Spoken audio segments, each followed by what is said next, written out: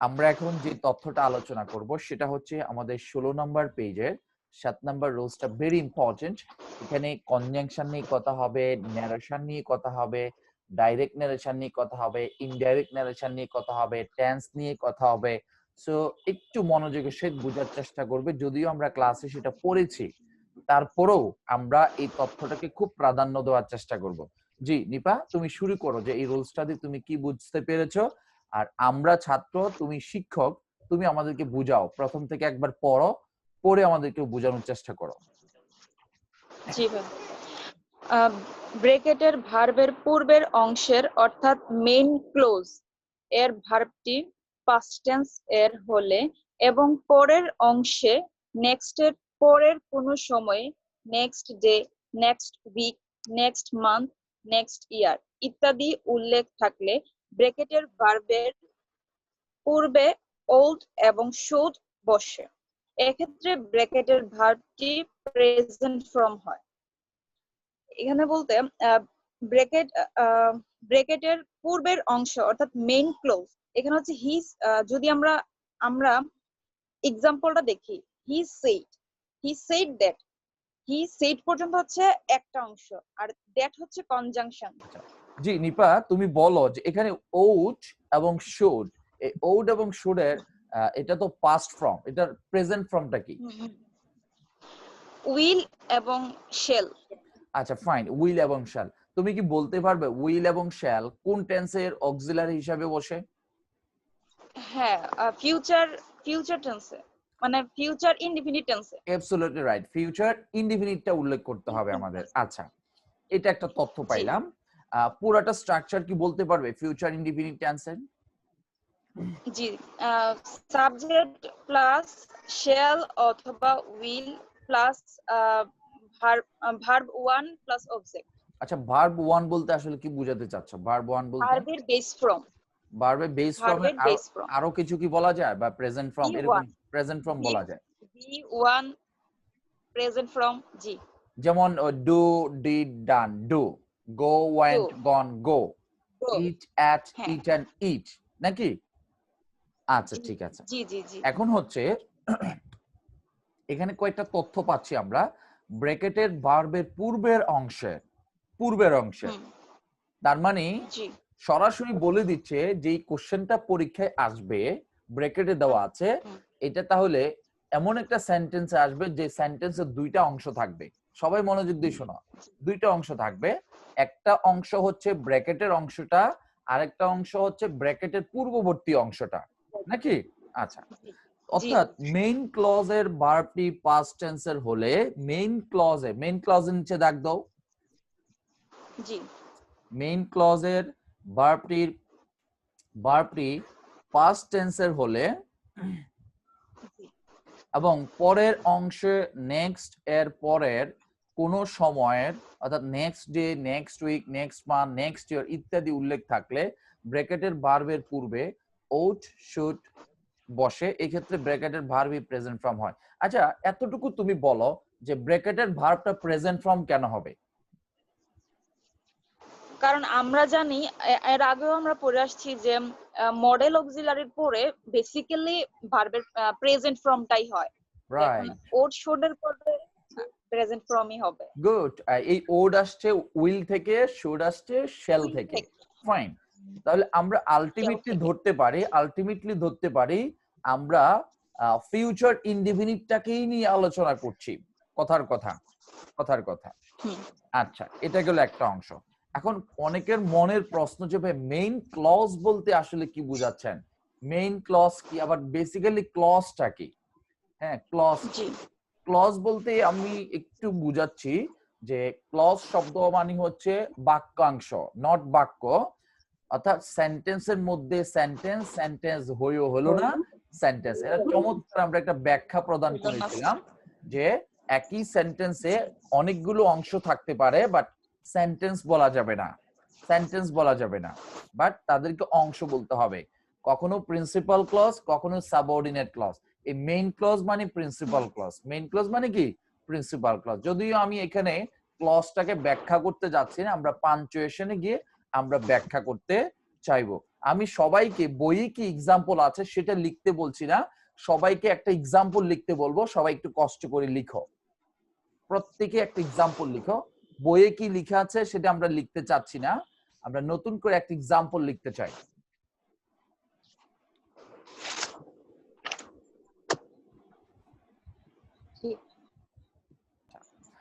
ওকে, হি লেখো, হি said to me,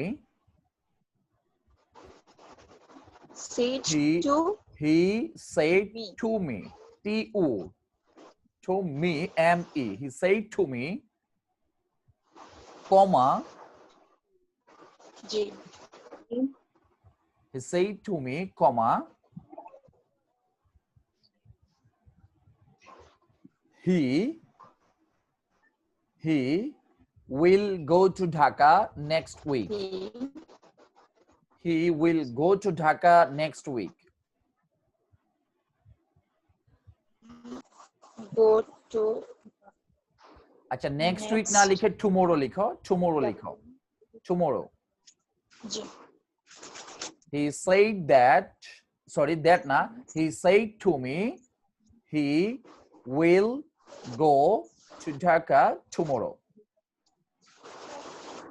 He will go to Dhaka tomorrow. এই অংশটা আমরা ইনভার্টেড কমার মধ্যে রাখবো, ইনভার্টেড কমা, ইনভার্টেড কমা, এবং টুমরোর পর একটা ফুল স্টপ দিব, ফুল স্টপ।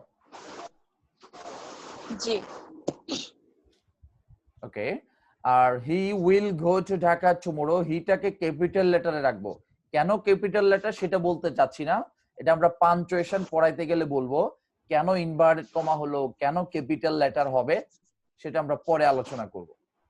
জি, আমি লিখে দিচ্ছি, সবাই একটু খেয়াল করো। হি said, he said,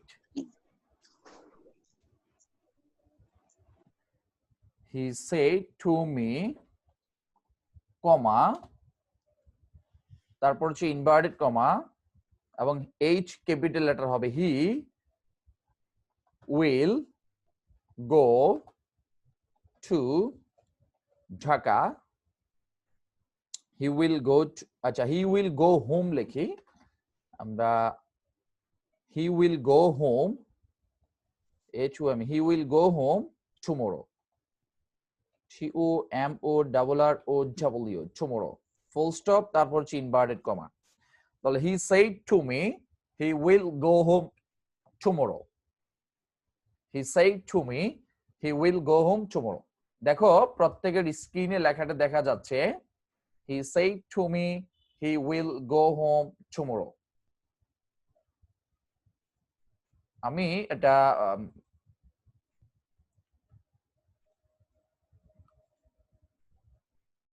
আমি তাহমিনার চ্যাটে, তাহমিনাকে আমি পাঠিয়ে দিছি লেখাটা, দেখো তোমার এখানে শু করছে, লেখাটা তোমার এখানে শু করছে। আচ্ছা নাইমা, সেন্টেন্সটা বলো, কি লিখছো? He said to me, he will go home tomorrow. আচ্ছা, হি সেড টু মি এর পরে কি কমা দিয়েছো? জি ভাইয়া। He will go home tomorrow inverted comma দিয়েছো? জি he will go home tomorrow এইচটা ক্যাপিটাল লেটার দিয়েছো? জি, এইচটা ক্যাপিটাল লেটার, তারপরে টুমরোর পরে ফুল স্টপ। আচ্ছা, তুমি আমি একজনকে ইন্ডিকেট করে সবাইকে বুঝাচ্ছি, he said to me, said এর নিচে আন্ডারলাইন করো। জি ভাইয়া করছি। আর এখানে ইনভার্টেড কমাটা আছে না, ইনভার্টেড কমা, জি ইনভার্টেড কমার উপরে চাঁদের মতো করে একটা চিহ্ন দিয়ে রাখো, অর্থাৎ ইনভার্টেড কমাটাকে একটু বোঝানোর চেষ্টা করো যে এটা ইনভার্টেড কমা। জি ভাইয়া। আচ্ছা ঠিক আছে, ওকে। হি said to me, he will go home, পাশে লিখো ডাইরেক্ট নারেশন, ডাইরেক্ট নারেশন,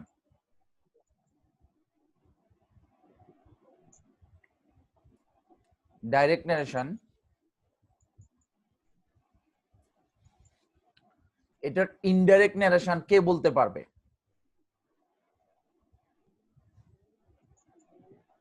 আমি বলে দিচ্ছি, লেখো he said to me, indirect narration, এটা indirect narration টা he said to me,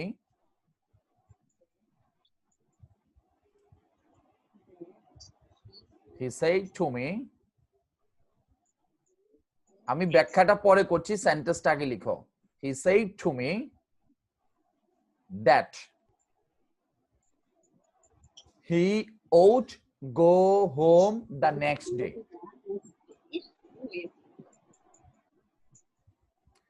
He said to me that he ought go home the next day.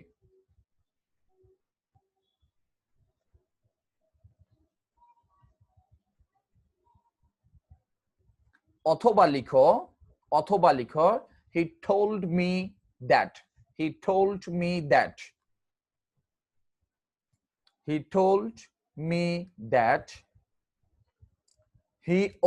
go home the next day. অর্থাৎ যখন আমরা told ব্যবহার করব তখন আর to ব্যবহার করা যাবে না, যখন said ব্যবহার করব তখন to ব্যবহার করতে হবে। এখন যার কাছে যেটা সুবিধাজনক মনে হয়, কারো কাছে যদি মনে হয় যে told শিখলে আবার বাদ দিতে হবে, তাহলে আমরা told শিখলাম না। আর কারো কাছে যদি মনে হয় যে যাহা আছে তাহা লিখলেই যদি চলে, তাহলে আমরা told নিয়ে এত ঝামেলা করার কোনো প্রয়োজন নাই।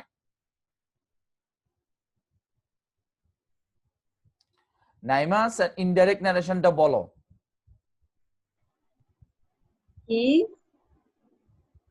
He said to me that he would go home the next day. Okay fine. আচ্ছা, তুমি আরেকটু বলো এখানে যে এখানে কি কি শব্দ নতুন পেয়েছো?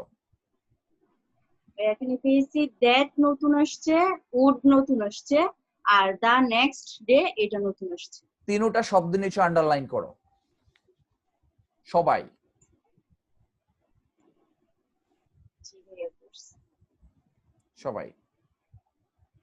এখন প্রশ্ন হচ্ছে যে কেন এখানে দ্যাট হলো। নাম্বার 1, আমি তোমাদেরকে বলি, আমি পাঞ্চুয়েশন যখন তোমাদেরকে শিখে আসছিলাম তখন বলেছি যে অ্যাসার্টিভ সেন্টেন্সে কনজাংশন হিসেবে দ্যাট বসে। এখন কিসের অ্যাসার্টিভ? রিপোর্টেড স্পিচ যদি অ্যাসার্টিভ সেন্টেন্স হয়, তাহলে রিপোর্টেড স্পিচ কোনটা? হি will go home the tomorrow, এই অংশটা হচ্ছে রিপোর্টেড স্পিচ। তাহলে রিপোর্টিং ভার্ব কোনটা? প্রথম অংশটা সেইড। এবং কোন কোন সেন্টেন্সে কোন কোন রিপোর্টিং ভার্ব সেটাও আগে শিখে আসছিলাম। যেমন অ্যাসার্টিভ সেন্টেন্সে সেইড অথবা টোল্ড হয়, ইন্টারোগেটিভ সেন্টেন্সে আস্কড হয়, ইম্পারেটিভ সেন্টেন্সে অর্ডার, রিকোয়েস্ট, কমান্ড, অ্যাডভাইস হয়, আর অপটেটিভ সেন্টেন্সে প্রেজ অথবা উইশড হয়, এক্সক্লেমেটরি সেন্টেন্সে এগুলো লিখতে হবে না, জাস্ট শোনো। আমি পারি সেটা বলছি, বাট শোনো, তোমরা লিখতে হবে না। exclaim with joy, exclaim with sorrow, exclaim with grief, exclaim with wonder. But এই রিপোর্টিং ভার্ব যেহেতু রিপোর্টেড স্পিচটা অ্যাসার্টিভ সেন্টেন্স, সেই জন্য এখানে রিপোর্টিং ভার্ব এসেছে said। আর রিপোর্টেড স্পিচ হচ্ছে পরবর্তী অংশটা, হি উইল গো হোম টুমরো, এটা হচ্ছে রিপোর্টেড স্পিচ। প্রশ্ন ভাইয়া, রিপোর্টিং ভার্ব কি আর রিপোর্টেড স্পিচ কি? খুব বিস্তারিত বলতে যাচ্ছি না। বক্তা যেই ভার্বের সাহায্য নিয়ে তার তথ্যগুলো প্রদান করে তাকে বলা হয় রিপোর্টিং ভার্ব। আর বক্তা যে ভার্বের সাহায্যে তার তথ্যগুলো প্রকাশ করে, যাহা বলে তাহা হচ্ছে রিপোর্টেড স্পিচ। আমি যদি প্রথম সেন্টেন্স ডাইরেক্ট ন্যারেশনের দুইটা অংশ, একটা রিপোর্টিং ভার্ব, একটা হচ্ছে রিপোর্টেড স্পিচ। হি সেই টু মি, এটা হচ্ছে রিপোর্টিং ভার্বের অংশ। আর he will go home tomorrow, সেটা হচ্ছে reported speech. He said to me, সে আমাকে বলেছিল, he will go home tomorrow, সে আগামী দিন বাড়ি যাবে। তাহলে সে বলেছিল আগামী দিন বাড়ি যাবে, সে যদি না বলতো এবং কি বলেছে সেটা আমরা জানতাম না, তাহলে সেইড ভার্বের সামনে মানে সাহায্য নেই, কিন্তু সে তার মনের কথাটা প্রকাশ করেছে। সেই জন্য এখানে সেইড ভার্বটাকে আমরা রিপোর্টিং ভার্ব হিসেবে ধরবো। আর বক্তা যাহা বলেছে সেটা হচ্ছে রিপোর্টেড স্পিচ। কি বলেছে? সে আগামী দিন বাড়ি যাবে। আমরা আরো অনেক বিস্তারিত বলতে পারতাম, আমরা ন্যারেশন নিয়ে যেহেতু আলোচনা করছি না, পাঞ্চুয়েশনকে আমরা ব্যাখ্যা করব বিস্তারিত আকারে, আমরা লিমিটেশনের মধ্যে এখন রাখতে চাচ্ছি। তাহলে এই সেই শব্দটা আমরা ধরে নিচ্ছি রিপোর্টিং ভার্ব, আর he will go home tomorrow, যেহেতু এই অংশটা হচ্ছে অ্যাসার্টিভ সেন্টেন্স। এখন প্রশ্ন হচ্ছে রিপোর্টিং ভার্ব চিনে ফেললাম, রিপোর্টেড স্পিচ চিনে ফেললাম, যে ন্যারেশনের ক্ষেত্রে রিপোর্টিং ভার্বের পরে কমা বসে। আর আমরা পাঞ্চুয়েশনে একটা তথ্য তোমাদেরকে শিখিয়েছিলাম যে রিপোর্টিং ভার্বের পরে রিপোর্টিং ভার্বের অংশের পরে কমা বসে, এই জন্য এখানে কমাটা আসছে। যদিও এটা ব্যাখ্যা করছি না এখন। প্রিপজিশন যুক্ত অংশটাও রিপোর্টিং ভার্বের অংশ, আর রিপোর্টেড স্পিচ ইনভার্টেড কমার মধ্যে থাকে। রিপোর্টেড স্পিচ এর প্রথম শব্দের প্রথম বর্ণটি ক্যাপিটাল লেটার দিয়ে শুরু হয়, এই জন্য হি will go home the next day বা টুমরো যেটা আসছে, এই হিটাকে ক্যাপিটাল লেটার লিখতে হবে। এখন প্রশ্ন হচ্ছে আমাদের কি দরকার? আমাদের দরকার হচ্ছে দ্যাট কেন হলো, ওট কেন হলো, দা নেক্সট ডে কেন হলো। এই দ্যাট দেখো, ডাইরেক্ট ন্যারেশন থেকে আমরা যখন ইনডাইরেক্ট ন্যারেশন করব তখন আমাদেরকে কমা যে শব্দ, কমা যে ব্যবহার করি, কমা, এই কমার পরিবর্তে আমাদেরকে একটা কনজাংশন ব্যবহার করতে হবে, কনজাংশন ব্যবহার করতে হবে। এই দ্যাট হচ্ছে একটা কনজাংশন। এখন প্রশ্ন হচ্ছে আপনি ভাইয়া জানেন দ্যাট কনজাংশন, আমরা জানবো কিভাবে? আমি পাঞ্চুয়েশন পড়াইতে গিয়ে তোমাদেরকে লিস্ট লিখে দিয়েছিলাম যে অ্যাসার্টিভ সেন্টেন্সে কনজাংশন হবে দ্যাট, ইন্টারগেটিভ সেন্টেন্সে কনজাংশন হবে ইফ অথবা ওয়েদার, যদি ইন্টারগেটিভ সেন্টেন্সটা অক্সিলারি ভার্ব দিয়ে শুরু হয়। আর ইন্টারগেটিভ সেন্টেন্সটা যেটা রিপোর্টেড স্পিচ হিসাবে বসবে, সেটা যদি ডাব্লিউএস ওয়ার্ড দিয়ে শুরু হয় তাহলে ডাব্লিউএস ওয়ার্ড গুলোই ইন কনজাংশন হিসাবে বসবে, আর ইম্পারেটিভ সেন্টেন্সে কনজাংশন হিসাবে বসবে টু। এখন প্রশ্ন হচ্ছে ভাইয়া ইম্পারেটিভ সেন্টেন্সে কনজাংশন হিসাবে যে টু বসবে, এটা কি কনজাংশন না প্রিপজিশন, বুঝবো কিভাবে? এখন মনে রাখতে হবে কনজাংশন বুঝবো কখন, কনজাংশন কাকে বলে, কনজাংশন কত প্রকার ও কি, পাঞ্চুয়েশনে বিস্তারিত আলোচনা করব। কনজাংশনের কাজ হচ্ছে সম্পর্ক স্থাপন করা, দুইটা নাউনকে যুক্ত করা, দুইটা প্রোনাউনকে যুক্ত করা, দুইটা সেন্টেন্সকে যুক্ত করা, দুইটা ক্লজকে যুক্ত করা। এখানে নাউনকেও যুক্ত করছে না, দুইটা প্রোনাউনকেও যুক্ত করছে না। তারপর হচ্ছে এই যে হি সেড টু মি, এই টু এটা হচ্ছে প্রিপজিশন। বাট ইম্পারেটিভ সেন্টেন্স যখন আমরা কনজাংশন হিসেবে টু আনবো, সেটা তখন আমরা জানতে পারবো, তখন আমরা পাঞ্চুয়েশনে বিস্তারিত বলতে যাচ্ছি। সো আমরা এখন ধরে নিব যে হি said to me that, that হচ্ছে কনজাংশন। কেন? ডাইরেক্ট থেকে ইনডাইরেক্ট করতে হলে রিপোর্টেড স্পিচ যদি অ্যাসার্টিভ সেন্টেন্স হয় তাহলে আমাদেরকে কনজাংশন হিসেবে দ্যাট আনতে হবে। কারণ আরেকটা কথা বলে রাখি, রিপোর্টিং ভার্ব যদি পাস্ট ফর্মে হয় তাহলে রিপোর্টেড স্পিচকে করসপন্ডিং টেন্স করতে হয়, করসপন্ডিং টেন্স। প্রশ্ন ভাইয়া করসপন্ডিং টেন্স বলতে আসলে কি বুঝাচ্ছেন? 10 প্রকার টেন্সের ন্যারেশন চেঞ্জ হবে, 10 প্রকার টেন্সের ন্যারেশন চেঞ্জ হবে। কোন কোনগুলো হয় না সেটা জানলেই আমরা বুঝতে পারবো কোনগুলো হয়। যেমন পাস্ট পারফেক্ট টেন্সের ন্যারেশন চেঞ্জ হয় না যদি রিপোর্টেড স্পিচে পাস্ট পারফেক্ট টেন্স হয়, এবং রিপোর্টেড স্পিচ যদি পাস্ট পারফেক্ট কন্টিনিউয়াস টেন্স হয় তাহলে ডাইরেক্ট থেকে ইনডাইরেক্ট ন্যারেশনে করা হয় না। প্রশ্ন ভাইয়া কেন করা হয় না? ব্যবহার নাই সেই জন্য হয় না। সহজ কথা, ব্যবহার নাই সেই জন্য হয় না, সহজ প্রশ্ন। তাহলে বাকি 10 প্রকার টেন্সের ন্যারেশন চেঞ্জ হয়। কোন 10 প্রকার? প্রেজেন্টের 4টা, ফিউচারের 4টা, পাস্ট ইনডিফিনিট টেন্স এবং পাস্ট কন্টিনিউয়াস টেন্স। এবং প্রশ্ন হচ্ছে রিপোর্টিং ভার্ব যদি পাস্ট টেন্স হয় তাহলে এই 10 প্রকারের হয়। ভাইয়া আমার প্রশ্ন, রিপোর্টেড স্পিচ যদি প্রেজেন্ট টেন্স অথবা ফিউচার হয় তখন কি হবে? তখন ন্যারেশন মানে টেন্সের কোনো পরিবর্তন হবে না রিপোর্টেড স্পিচে, শুধু পারসন এবং অ্যাডভার্ব অফ টাইম চেঞ্জ হবে। প্রশ্ন ভাইয়া পারসন কিভাবে চেঞ্জ হবে? ফার্স্ট পারসন হলে অ্যাকর্ডিং টু সাবজেক্ট, অনেক কথা আমরা সেখানে যাচ্ছি না, অনেক কথা বলতে হবে। আমরা পাঞ্চুয়েশন পড়তে গেলে আসলে সেগুলো আমরা বলবো। আমি যেটা বুঝাতে চাচ্ছি, তাহলে দ্যাটটা কি বুঝতে পেরেছো কেন আসছে দ্যাটটা? সবাই একটু রেসপন্স করবে। ডাইরেক্ট থেকে ইনডাইরেক্ট করতে গেলে অ্যাসার্টিভ সেন্টেন্স যদি রিপোর্টেড স্পিচ হয় সেই জন্য দ্যাট ব্যবহার করতে হবে। আমি খুব বিস্তারিত বলতে গেলে তোমাদের টায়ার্ডনেস কাজ করবে, আসল জায়গা থেকে আমরা বিচ্যুত হয়ে যেতে পারি যেহেতু আমরা ন্যারেশন পড়ছি না। তাহলে দ্যাট বুঝতে পেরেছো। এখন প্রশ্ন হচ্ছে ওট, ওট কোথা থেকে আসলো? ওট।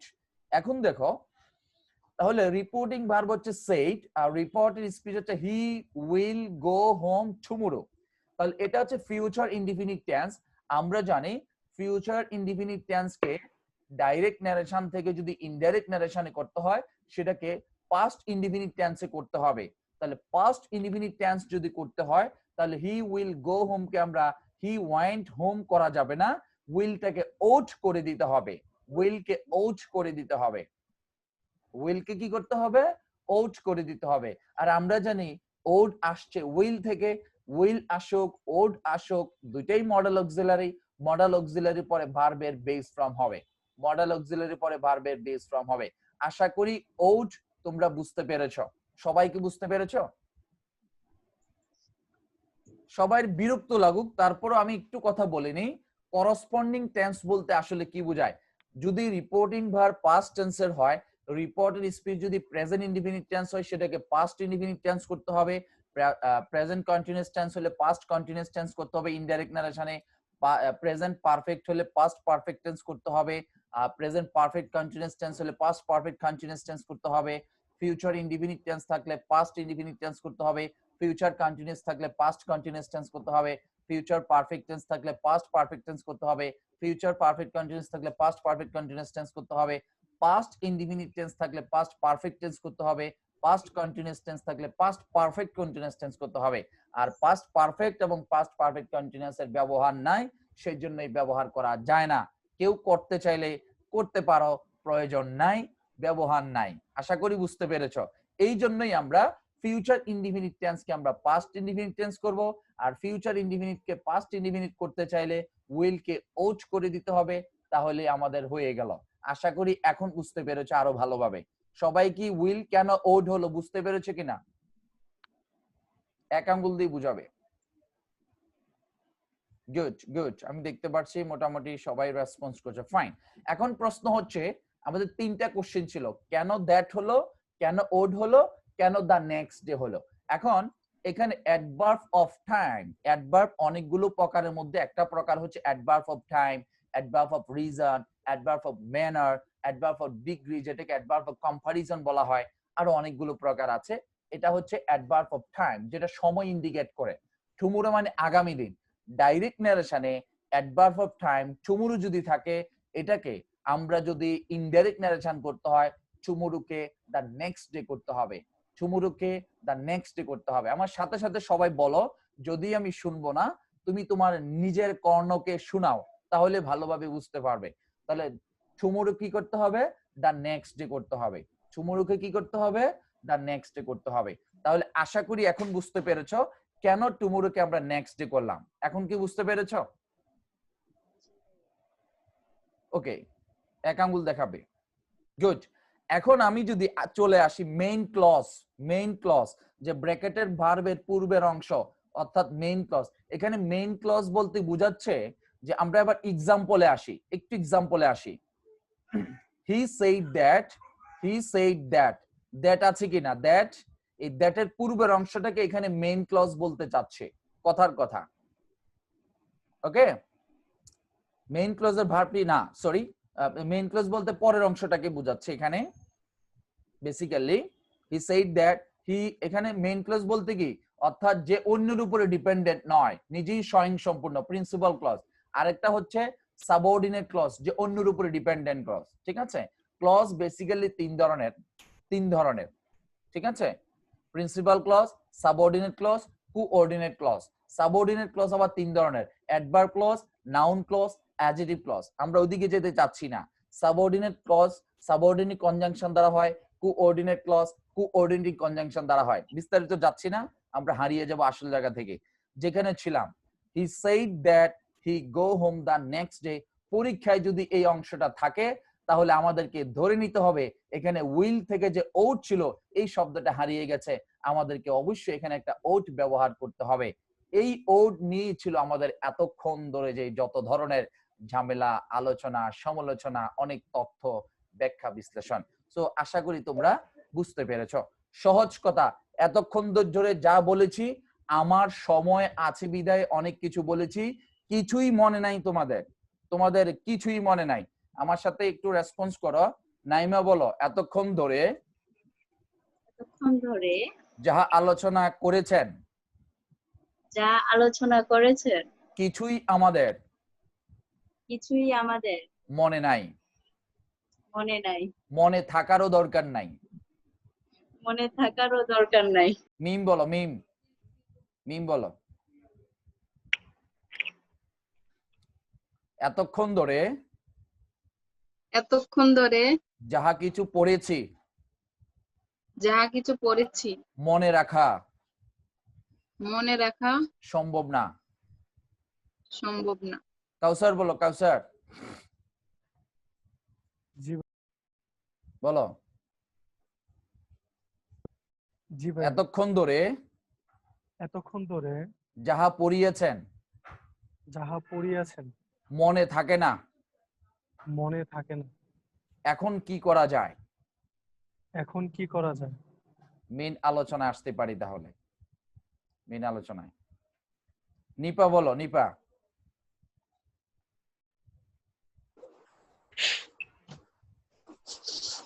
জি ভাইয়া। তুমি কি আছো? ক্লাসে আছো? ক্লাসে হাসা যাবে না। আমার প্রত্যেকটা কথাই ক্লাসের অংশ। বলো এখন এখন আমরা আমরা খুব গুরুত্বপূর্ণ খুব গুরুত্বপূর্ণ তথ্য শিখতে যাচ্ছি। তথ্য শিখতে যাচ্ছি। সবাই সবাই 30 সেকেন্ডের জন্য 30 সেকেন্ডের জন্য খুব মনোযোগ দিব, খুব মনোযোগ দিতে হবে, ইনশাআল্লাহ। ইনশাআল্লাহ। সবাই একটু মনোযোগ দেবে, 30 সেকেন্ড, এর বেশি দরকার নাই। যদি কোনো সেন্টেন্স আমার সাথে সাথে বলতে থাকো, লেখা একটু পরে লিখো। যদি কোনো সেন্টেন্স হি সেড দ্যাট অথবা হি টোল্ড দ্যাট দ্বারা শুরু হয়, যদি কোনো সেন্টেন্স হি সেড দ্যাট অথবা হি টোল্ড দ্বারা দ্বারা শুরু হয়, সাবজেক্টের পরে উড ব্যবহার করতে হবে, আর উডের পরে ভার্বের বেস ফর্ম হয়। পৃথিবী ধ্বংস হয়ে যাক, আমাদের কোনো অসুবিধা নাই, আমরা উড ব্যবহার করব। ব্যাস। আমার সাথে সাথে সবাই আবার একটু বলো, যদি কোনো সেন্টেন্সে হি সেড দ্যাট অথবা হি টোল্ড দ্যাট দ্বারা শুরু হয় এবং এবং একটু তথ্য অ্যাড করে দিই, এবং ভবিষ্যতের কোনো শব্দ যদি থাকে, আমরা সাবজেক্টের পরে উড ব্যবহার করব। তাহমিনা আমার সাথে একটু বলো, তাহমিনা। জি ভাইয়া। যদি কোনো সেন্টেন্স, সবাই লিখবো, অন্যরা লিখবো, তুমি বলো। যদি কোনো সেন্টেন্স হি সেড দ্যাট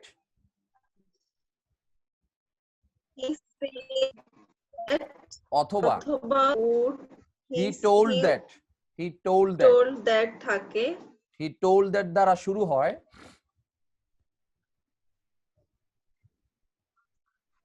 থাকে এবং, তাহলে তার পরবর্তীতে আমরা উড ব্যবহার করব। না একটু তথ্য, আচ্ছা তোমার এখানে নেটওয়ার্কের সমস্যা। নাইমা বলো, নাইমা। জি ভাইয়া।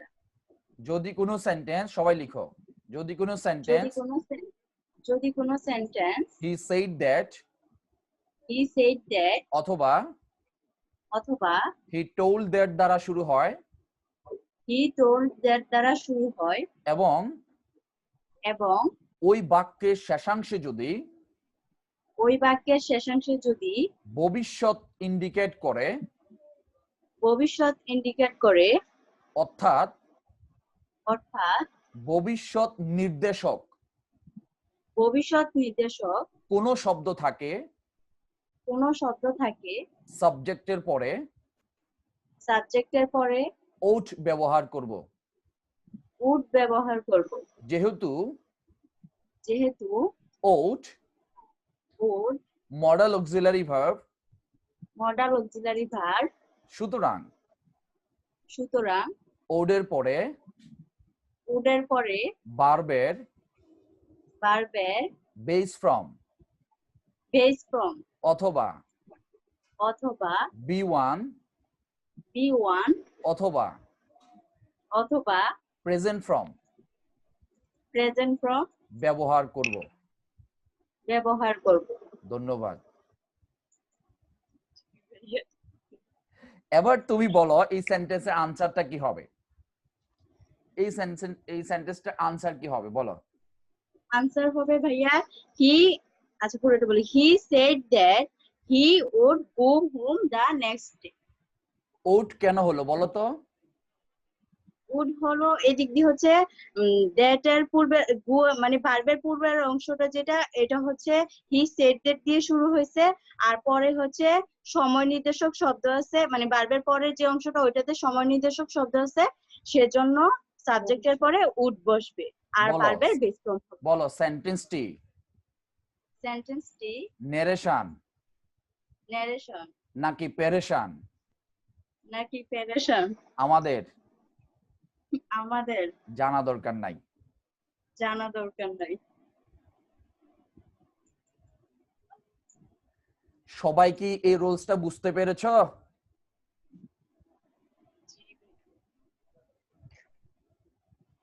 সবাই বুঝতে পেরেছো? মিম কত পার্সেন্ট বুঝতে পেরেছো? মিম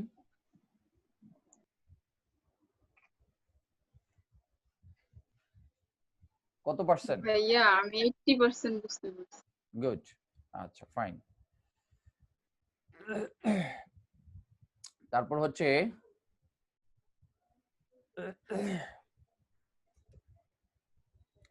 নাইমা কত পার্সেন্ট বুঝতে পেরেছো? আচ্ছা খাদিজা কত পার্সেন্ট বুঝতে পেরেছো? খাদিজা স্যার 100%, এটা তো আমি আগেও পাইছি তার জন্য।